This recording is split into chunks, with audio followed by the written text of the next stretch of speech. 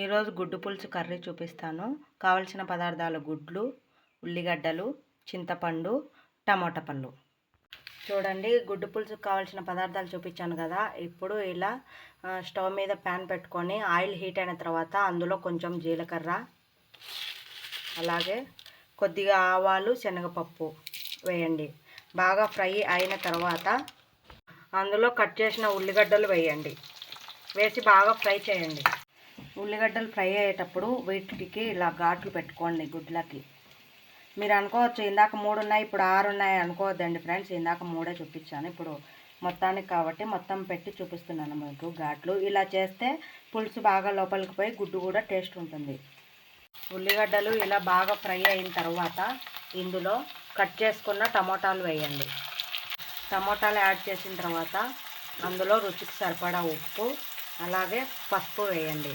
వేసి బాగా తిప్పాలి.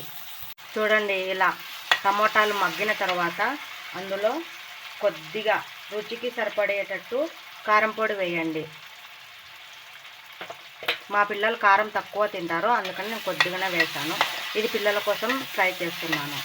ఇలా చూడండి, ఇలా కలిపిన తర్వాత ఇందులో నానబెట్టిన చింతపండు పులుసును వేయండి.